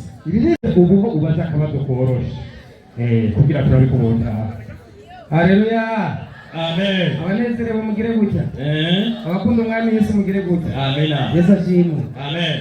Ubwambere nabaje ikibazo cy'ubwenge cyaza. Reka mbaze cyoroshe. 11:19 ibyashe Yohana. Mbaze cyoroshe dawe nimusoye kuza hano gukwepa nk'umuntu atire kwikamba ya polisi atagira karanga muntu. Usanga ari kari nyegeza. 11:19 ibyashe Yohana. Turi mu byo kujya mu ijuru. Tujya mu ijuru turaba zojaye. Soma urusengero rw'Imana rwo mu ijuru. urusengero rw'Imana rwo mu ijuru rurugururwa. mu rusengero rwayo habonekamo isanduku y'isezerano ryayo. basi twe abakristo dusengera mu rusengero, abayisilamu basengera mu nzu bita umusigiti. Mu byashyura dusomye ngo urusengero rw'Imana rwo mu ijuru ruguruka, twereke umusigiti mu ijuru. Twe twerekanye mu ijuru hari iki? Urusengero. Dukeneye umusigiti mu ijuru. Haya turagaruka. Umuriza rero yaciye avuga ngo ibintu ngo byo gukorana ngo n'abapfuye. Abayisilamu kw'ibyo bintu ni mubireke. Nsomera ukweli mu Aminiti 192. Umviriza aho ibara ryaraguye. Ukweli mu Aminiti 192 kuko gukorana n'abapfuye. N'Imana yanyu bijyamo wumve. Toweni sadaka kwa maiti yenu. Umviriza igitabo cy'Abisilamu kivuga ngo nimutangire amashikanwa abapfuye. Kwa hakika kubera ko Mwenyezi Mungu na malaika wake, kubera ko ngo Imana y'Abisilamu hamwe n'abamalaika bayo wanazibeba hizo sadaka, batabafata ngo ayo mashikanwa yatangiwe abapfuye kuwapelekea hao maiti, bakayashira abo bantu bapfuye imizimu. Ngo Abisilamu ngo nibatanga amashikanwa ku bantu bapfuye, ngo Imana yabo hamwe n'abamalaika b'iyo Mana yabo ngo batabahitana amashikanwa bakayajyana mu kaburi. Niba wabona yabashehe cyangwa bajya mu kaburi umenye yuko biri mu myizerere yabo. Ibyo mutware mutamenyana biri mu Bayisilamu. Rero ikibazo mwacyumvise muze kongera guswaganya ngaha turagaruka. Imana ibahezagire. Ibibazo uko koroshe karoroshe mwenye kiki byaguruka umwanya muto cyane cyane. Waislamu takbir. Allahu akbar. Raha akeneye kubona umusigiti w'ijuru. Ash. Hey, navana hata ukwereze. Navana nigenda mwifatira hata ukwereze. Karibu. Naam. Assalamu alaikum wa rahmatullahi wa barakatuh. Wa alaikum salam wa rahmatullahi wa barakatuh. Jewe kwero majari muto siheba. Avuze ngo gutanga isadaka ku bapfuye nisubira kubasera. Eka Basenze uja mu muriro. Wewe uratanga kujya basize mu isi kugira ngo Imana nyimba y'igisabisho cakigwe ntabiki. Ariko nakuja gusenga imva. Usenze imva uko mu muriro. Nimba ari gusenga imva, abasenga Yesu yari umuzuka. Umuzuka ngo yarapfuye hamarazuka. basenga umuzimu. Musenga umuzimu. Aho tubareje. Higira ya mwari. Tumwere ku musigiti w'ijuru. Umusigiti w'ijuru. Amatija ati nyereka ahantu hari umusigiti W'ijuru. Sisanga hemwe. Qur'ani 5:3 aho nyene kuhazo. Inasema hivi, Havuga ngo iki? kisha tukaenda mbingu ya 7. Ikintu Imana Muhammad aduga mw'ijuru, yageze mw'ijuru ry'indwi ariko kubona Gaburiyeli. Akasemwa, Haravugwa hati wewe ni nani? wewe urinde. Akasema ni Jibril. Atujadi Gaburiyeli. Akasema umefuatana na nani? Tuwazananye nande? Akasema Muhammad. Yazananye na Muhammad. Akaulizwa akashapewa utume. Yamaze kuba intumwa? Akasema ndio. Nibyo yamaze kuba intumwa. Akasema tunamkaribisha na ujio wake Haravugwa hati nzuri. turamuha ikaze kuza Hapo kuza. nikamkuta Nabii Ibrahim. Ageze mw'ijuru ry'indwi acasanga intumwa y'Imana Aburahamu. Nikamsalimia akasema karibu ewe ndugu yangu kijana wangu na nabii. Aramuramuza ati karibu muvandimwe wanje mwiza n'intumwa y'Imana. Kisha Hanyuma nikanyanyuliwa intumwa y'Imana Muhammad acaraterugwa paka Baitul Mamur. gushika muri Baitul Mamuru. Niwo musigiti wo mwijuru. Bandanya yumva abyumva. Nikamuuliza. Aramubaza ati Nikamuuliza Jibril kuhusu hiyo Baitul Mamur. acamaza Gaburiyeli ibijanye n'ino Baitul Mamuru. Akasema Aravuga ati nyumba hii iyi nzu huswaliwa ndani yake ati inzu y'Ibaitul Mamuru yo mw'ijuru isengerwa muri yo kila siku misi yose malaika 70,000 abamarayika 70,000 wakitoka warudi tena bagiye ntibagaruka mpaka siku ya kiyama gushika ku munsi w'imperuka. Mwongere n'akandi Ndakongera hariho n'ikindi giti kiri hejuru bita sidra nabyatsi ibyo hejuru uje kubazira Abasilamu aba bamarayika mw'ijuru nari nanabamweretse muri Bibiliya nyene basenga. Subirayo ibyahishwe hari 11 haja nyene yaso genda ko mu rusengero ariko basenga Bibiliya kabisa. Babasilamu garuka ereko kuri nuko nyene ntabwo kwepera bamwe batatu garuka hano yego kabisa neza cyane. indwi 14 Nyarutsa abamarayika bose urumviriza muri Baitul Mamuru umviriza igera basenga cyo tugira ko ari mu rushengero. abamarayika bose bari bahagaze bakikije inonere Yego bakikije n'abakuru na byari nyabugingo bikubita hasi mu bamwe imbere y'intebe bukubita hasi bubamye imbere y'iki y'intebe basenga Imana bati amen amen. Umugisha no guhimbazwa n'ubwenge n'ishimwe n'icyubahiro n'ububasha n'ubushobozi yego n'Imana yacu ibihe bitazoshira. Anakembe nta muziki basenze gutya. Iyi nzu basengera ni mu rusengero bayita Baitul Mamur. Iyi Baitul Mamur mu ijuru abamarayika basenga gutya baba marayika n'ibinyabugi ngo sasa mwarimu mwibwire ashobora kwiyumvira ati kubera ko abayisilamu baba mu isi guca mwikubama hasi kandi intebe y'Imana yari mu ijuru. Yesaya 3:3 yarigira iti ndakwigishe nk'umwana ijuru niyo ntebe yanjye y'ubwami. Bibiri iti ijuru niyo ntebe yanjye y'ubwami. Isi nayo iyi si tugendagendako ni ndava y'ibirenge byanjye. Ni ndava ni ikirago cy'ibirenge byanjye. Nicyo gituma dushuruha hehe hasi kuruha ku birenge by'iki by'Imana. Ntuturire umusaya ubonye ku birenge by'Imana wayisaba ntiguhe. Imana yatwihera ngo bajikuze muyabone mugasenga neza. Ni Baitul Mamur niko babita umusigiti. Nuko niyo masengesho mu ijuru niyo yo mu musigiti. Kweli urumva iyo mu ijuru yitwa Baitul Mamur. Reka mwarimu mwari bahetse ndagaruka kuri ubwo rero ingo hano nawe udusigurire nihe umukristo azoja mu ijuru. Reka kuri ubwo rukijya abantu tomako nano usigaye niwo bitanga. Salamu alaikum. Kubitutababarira hanawe kubitutababarira yewe abakristo bazoja mu ijuru. N'ubu turabona tena barusara uvaga muri birerasi karibu. Imana ihabwe icyubahiro. Yewe sindirasabwe mu Kristo w'Imana. Ikibazo cyavuga ngo mu ijuru hariyo urusengero niberekane ahari umusigiti. Siko babajije yamwishe none aha ngo hari ibibazo by'ubwenge akiyazana abantu bahenereza ngaha. Mwarimu karibu uke werekana guhenereza no kubama. Aha nta muntu n'umwe atazi guhenereza. Kubama ni mu biziga yemwe tutatwubama tunahenereze. Jewe ndi ngaha mwarimu ndahagarara aha. Guhenereza turabizi ibyo bakoze twabibonye. Haleluya Kristo. Amen. Waislamu takbir. Babagize ikibazo kiramunanira aratangaha yihana ngo abayisilamu barasenga ngo bazoja mu ijuru. Nta muisilamu n'umwe azoja mu ijuru. Ntihagire umuntu azokuririmba ingata agaguhena ngo abayisilamu bazoja mu ijuru. Never. No one.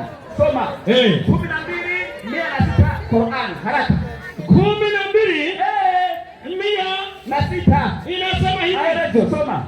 Anza kwanza aya hapo malizie kwa maelezo. Inasema hivi. Ndio. 106 na wengi katika wao kandi wenshi muri aba Waislamu hawamwamini Mwenyezi Mungu isipokuwa na huku wanatia ushirikina. Ibemera Imana uretse yuko nino mu Burundi basharuza ku bantu batwende na haya hata petu kandi nibyo ku bantu banahari wacu hapa tunayo barifise japo tunafuata Uislamu na dukurikira Uislamu tunatia na ushirikina pia. Tusiramwiza ku bantu bakandi twende tunaenda makaburini tukagenda mu bata bapfuye tunaambia tukabwira bata bapfuye wiki Bwana yewe dawe nimezongona natewe naka twende ukinifungua nitaleta hapa pesa. Basi nao dukurikira Uislamu dushiramo no kubandwa tukagenda mu bata bapfuye tugasenga n'amashetani gatandatu ino nari mu Qur'an kanyagapo inasema hivi. Ndio haya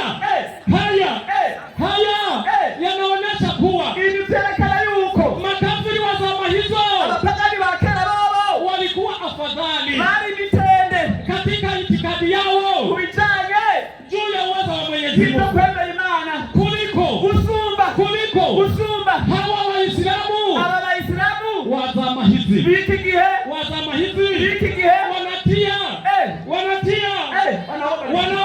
wanaomba mizimu makaburi na mashetani na mashetani abantu basenga imizimu imbata bapfuye kandi boza mw'ijuru ijuru rya hehe acaza ngo Beitul Mamur ngo bisigura ngo ni musigiti y'ijuru wewe wagiye no mw'ijuru kana kwigisha Beitul Mamur Beitul Muqaddas Quran inasema hivi Beitul si urusengero soma inasema hivi soma hapo walichokuwa maelezo Quran ndio walichokuwa wakikikelekea wakikelekea waumini wameacha atisoma hapo kalamu ibera bali baralete kukielekea kibla cha Beitul Muqaddas Yerusalemu atibobo bali barabyo yuko bazotumera Beitul Muqaddas Jerusalemu yani Beitul lingana kanisa hekalu wewe ndio mzuri Beitul kwa msengero Beitul Muqaddas Jerusalemu wewe sasa ni msikiti sana msengero Beitul Muqaddas ni msengero kwa Yerusalemu kama nunge urusengero pia sana mw'ijuru lile cyane ntaruriyo 21 Ufunuo wa Yohana nisomee pale ijuru lisha nisisha basi kumenya wanje warangiye mw'ijuru hari urusengero kwa hehe Yerusalemu Beitul Muqaddas mbinguni haleluya Kristo amina nibaguhamashi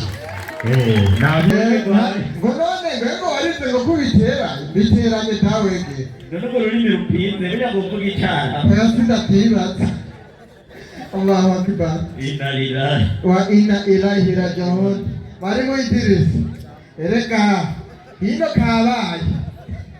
kabaye ingubasa iminota yawe ibiri ingubasa iminota yawe ibiri kugira ngo bace bagaruka nabo mu minota 5 haracariho amaraha ngaha ikigo kirwa kirakweka mugabo harya nyene twe tubagarukana mu kiyi ni hehe abakristo bazoja mw'ijuru Naam, assalamu alaikum wa rahmatullahi wa barakatuh. Wa alaikum assalam wa rahmatullahi wa barakatuh. Igiye muri Qur'ani 6:4 hasome usigira umunota wo kubaza ikibazo Qur'ani 6:4 atamaelezo yego 6:4 yego haya yanaonyesha kuwa makafiri wa zamani zote tumerekana ko bakabiri ico gihe walikuwa afadhali katika itikadi yao juu ya uwezo wa Mwenyezi Mungu. Wao na mitenga kubijanye no kwemera Imana bandanye kuliko hawa Waislamu wa zama hizi, kuliko hawa Waislamu bose mu biki gihe wanaoomba mizimu na makaburi na majini na huwa kila ikishadi bara iyo bashiba ikibazo ndipo wanaposhadi kuwaomba hao wabashaka gusaba ibyo tudondagoye wakamwacha Mwenyezi Mungu bagaca bareka gusenga Imana rugira byose kupotea kukubwa kabisa. Umwisiramu akora ibyo ngo bayazimiye kabisa bakaba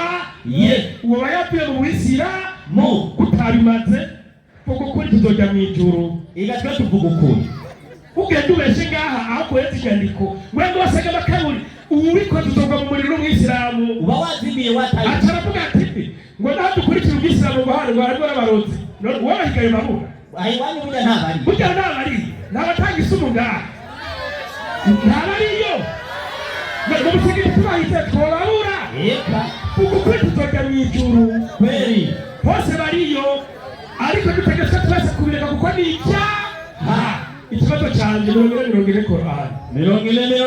Qur'ani cyari haraka afanyayo ubaya umunakora ikibi hatalipwa ila sawa na uovu wake unazobora kuriwa ibuye bibi yakoze na afanyayo wema ukora icyiza nawe akiwa mwanamume ari umuhungu au mwanamke ari umukobwa naye ni Muislamu itegeka kabari Umwisilamu basi hao au Umwisilamu rero wataingia peponi abo Bayisilamu bazokwinjira mw'ijuru waruzukiwe humo bila hisabu baheretswe y'ibihembo badaharuri we nanjye nakeneye ariko muri Bibiliya umukristo akora ibyiza ari umuhungu cyangwa umukobwa yitwa umukristo azoja mw'ijuru nkeneye umurongo muri Bibiliya. Takbir Allahu akbar muri Bibiliya kino ndagukundira ni bakwete mugabo bagarukana hahandi nyene nuko nyene paka kereweke mwenye kiti karibu ubo babaje muri Bibiliya muyisoma buri munsi muyitwara no mukwaha nakubwiye ko twe dutabigisha wazira takibini kimya mwarimu ukabazo gatoyi gusa je nababwiye aha babose abamubona n'abigisha bamubona bahoze ariko mwarimu kera kugera umva bajinjibura mugabo ntibarajinjibuka munyekiti karibu. Haleluya Kristo. Amen.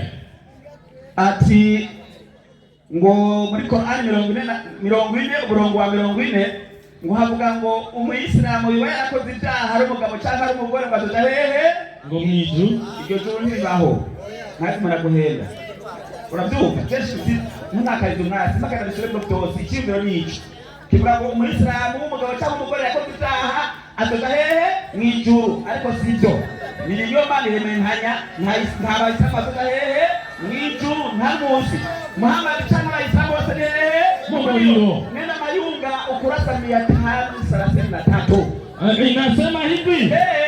inasema hivi asema mtume SAW Muhammad yakuri inkoni mwishitsi agira abayisilamu bose ati wataleta watu katika umma wangu abantu bo mwidini ryanje bazozanwa siku ya kiyama ku munsi w'umuhero na watachukuliwa bazofatwa bakigwe kupelekwa bajanwe upande wa kushoto bashigwe mu kubafu upande wa kushoto ukuboko kw'ibubafu twende motoni hehe motoni hehe motoni hehe mu muriro 25:41 Matayo abakozi bafu ni bande soma Matayo 25:41 haranditse ngo udazingure 41 wereke tunakane Matayo 25 tunakane soma mazazobwira abari mu maso matazobwira abari mu maso ati mva iruhande mwabivumemwe muje mu muriro utazima wateguriwe wa murwanizi n'abamarayika biwe twende abasozi bakuni bande abasozi mu muriro bazoza hehe ibubamfu Muhammad avuga ngo abantu bo mw'idini ryanje bazozana batoke mu kuboko kwa hehe hehe mu muriro mwewe muzoza mw'ijuru rya hehe nepa nta n'amazozi zakirenge mwese muzohera hehe mwewe nimwizera mukemera Yesu Kristo muzoza hehe mw'ijuru ati rero ngo nta mukristo azoza mw'ijuru ubwo n'ububeshi mu Yohana 14 hera ku murongo wa mbere Yesu yasezeranye avuga gute mwizera Imana muhagarika imitima yanyu mwizera Imana nanjye munyizere imuhira kwa data amazu menshi iyo abatariho bandabibabwiye kuko ngiye kubategurira hanyu kandi ko ngiye kubategurira hanyu nzogaruka kubajana iwanje wahondi namwe abariho muba gatandatu Yesu aramubwira ati ni jewe nzira n'ukuri n'ubugingo ntawe ushika kwa data ntamujanye none mwege Yesu ko mutamwemera ko Yesu arazoza ahantu mw'ijuru mwe muzojayo gute abazoza mw'ijuru n'abakristo basengera mu rusengero twamaze kuvyerekana 6:23 Yesaya haraka 6:6 kandi rero abantu basenga ku isaha tunazoza mw'ijuru soma 6:6 haranditse ngo mwarimu 23 igihe kizoza uhereye mu mboneko z'ukwezi ukageza mu mboneko z'ukundi umutwe w'amajambo ijuru risha n'isi isha soma kuko nk'uko ijuru risha n'isi isha ibyo nzorema bizohoraho imbere yanjye nini ku rubyaro rwanjye n'izina ryawe bizohoraho ni kuhora hagize igihe kizoza uhereye mu mboneko z'ukwezi ukageza mu mboneko z'ukundi no guhera ku isabato ukageza ku yindi abantu bose bazohora baza gusenga imbere yanjye ni ku no mwizisha urusengero rwa hehe rwo mw'ijuru hagati yako ibiri na rimwe ibyashira hana kabiri ibiri na rimwe kabiri kabiri aravuga ngo mbona umugwa wera mbona umugwa wera Yerusalemu musha uwo rukuva mw'ijuru ku Mana witeguwe umugeni asharitse umugeni wiwe umugabo wiwe basi mw'ijuru hariyo Yerusalemu musha mu rusengero rw'Imana rwa hehe rwo mw'ijuru urusengero rwa kangahe kw'isabato Beitul Muqaddas niko rusengero ruri mw'ijuru rwitwa Yerusalemu biri kuva mu itanguriro kugeza mu Byahishe Yohana haravuga yuko hari umugabo wera yitwa Yerusalemu wari mw'isi ubwoko bwawe kwa hehe mw'ijuru haleluya Kristo basi Mujyakiki ntacyo nezaho n'umwigisha ushye avuga ati yatwishuye mbona azunze umutwe jehe karibu minota 3 yakweri nacyo woro kuvuga aje no kwishura ibyatumvise ayivuguku ukora ikibi nta kindi azorihwa atari ibingana n'icyo kibi ciwe n'ukora ibyiza yaba umugabo cyangwa umugore w'umuyisilamu bakaba abayisilamu. Iyi ni kondisiyo nawe yumvise ngo abakora ibibi gusa acapata abakirisi atarabadibedozi none atarabadibe nawe ngo mwese muziga mutarabadibe muzojahe mu muriro abivugiye yihenze tumuvuga ati yihenze abivugiye aha bari mwitiriza karibu umusubize hajya nyene none tugire gute ko byasi n'ubundi turabona umurongo abakirisi bazoja mw'ijuru byasi ingorane nukuri reka tuvuge abantu babaye abayisilamu tuti alhamdulillah reka dushimire uhoraho yatugize abayisilamu wallahi jewe iyo nza kuba mw'idini rimeze nk'uku ubatwe ikibazo kishura ibindi nocenda rivamo ubajijwe amateka ukishyura amateka imvura rw'akarorero jewe natanze inyandiko ya Korani ivuga iti umuntu akora ikibi ntazobora kurihwa bivanye n'ibibi yagize gute yakoze. Umukora ibyiza ari umuhungu cyangwa umukobwa akaba umwisilamu uwo azinjizwa mu ijuru aherebweyo ibyo ategeka guhabwa byiza mu ijuru. Nanjye ndamubaza nyereka namwe muri Bibiliya yanyu nuwuhe murongo mwebwe uzoja mu ijuru n'abana n'abagore banyu bakoze ibyiza yawumaye gahemu wapi yasomye kangahe? Asomye Yohana 14:1 nibagarika imitima yanyu ngo mwizere Imana nanjye mwizere bimwira kwa Natale y'amazu menshi y'abatari banabibabwiye kuko ngiye kubategurira hari inzogera kubajyana iwanjye namwe abariho muba urumva aca yumvira ngo niwe nyene umviriza abariho Abaroma 15:8 si wewe 15:8 icyo mvuga nuko Kristo yacitse umukozi w'abakebwe yacitse umukozi w'abasilamu si mwebwe oya ngene abasilamu bifeke kutima abandi bagiye gutegurira Yesu ntabwo ari mwebwe urumva ari nayo mpamvu Yesu yaciye amajambo akurikira Matayo 7:19 Matayo 7:19 inyandiko iragira iti akamukumviriza neza muratega amatwi haragira ati igiti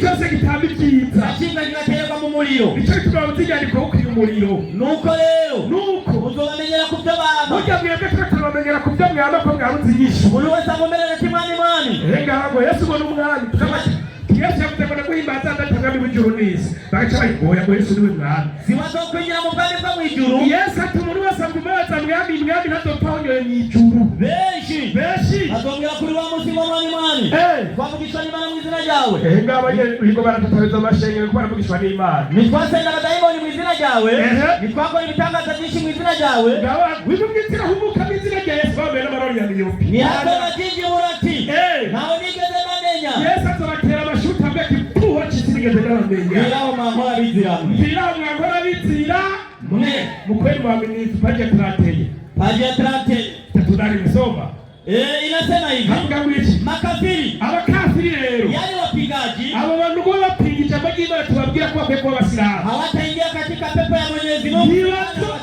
ntibazopfa binjiye mu ijuru ry'uwo uhoraho Imana rugira byose n'umunsi n'umwe. Wameitwa makafiri, yani wapingaji, kwa sababu biswe makafiri kubera guhakana kwabo n'ubupingaji bwabo no guhakana ijambo ry'Imana. Mwenyezi Mungu Imana rugira byose amemleta mtume wa haki, yatangira intumwa y'ukuri, mbora wa viumbe na mtukufu wa daraja, ubwiza mu birangwa n'agaciro gahambaye, Bwana Mtume Muhammad abona intumwa sallallahu alaihi wasallam, iwe juu yake kwa hoja na dalili zilizo wazi kabisa. Bigereza aho mwarimu basi intumwa yaje ifise agaciro, iyo baterera hariya ngwiri tuyemera, nta kindi murindira atari umuriro wa gihono mu atari uko ngo mwinjire mu musigiti mube abayisilamu, atari uko murindira umuriro wa gihono mu. Salamu alaikum. Wa alaikum salam wa rahmatullahi wa barakatuh. nuko ibyigwa bigenze